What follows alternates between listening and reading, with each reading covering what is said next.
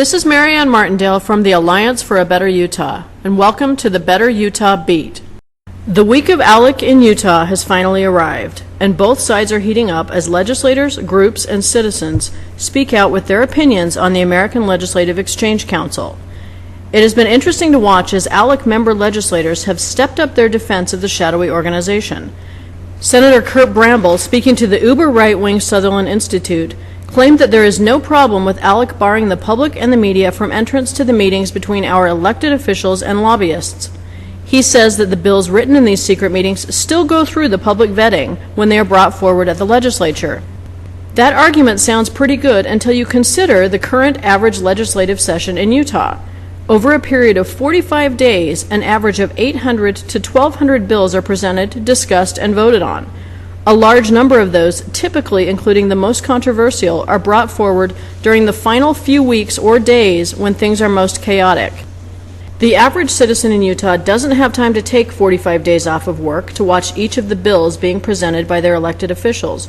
In fact, we'd be willing to bet that more than 90% of the people of Utah have never attended a single committee meeting or floor debate on Capitol Hill.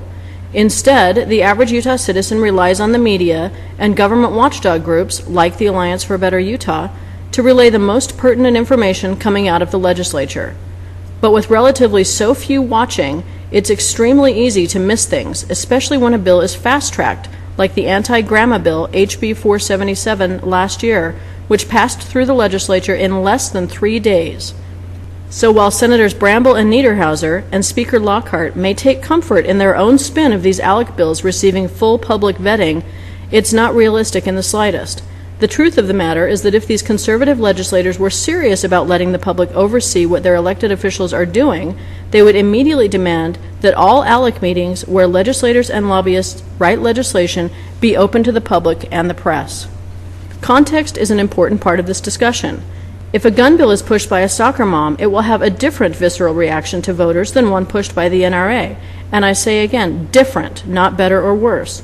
Those contextual details matter, and as such, it matters if it's an ALEC bill or not.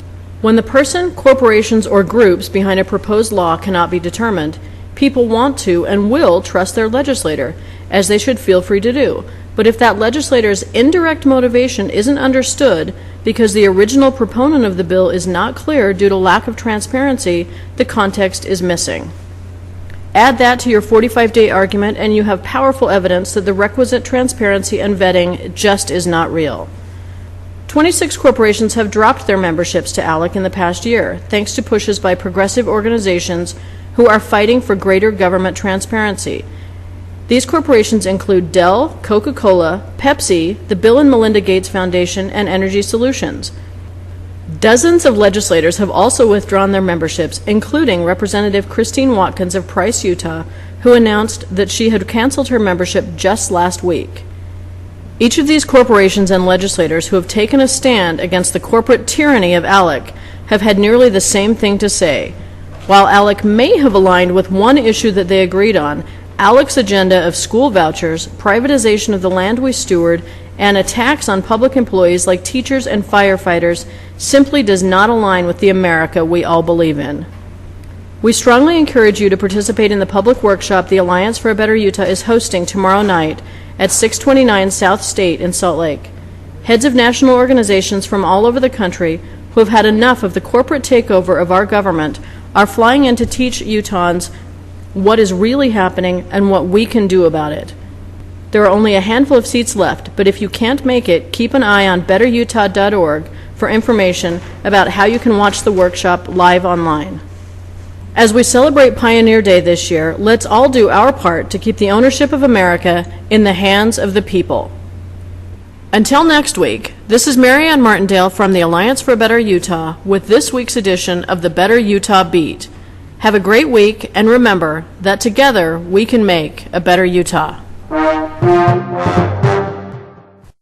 For more information about the Alliance for a Better Utah or for the ALEC Exposed Workshop on Wednesday, July 25th, please visit betterutah.org.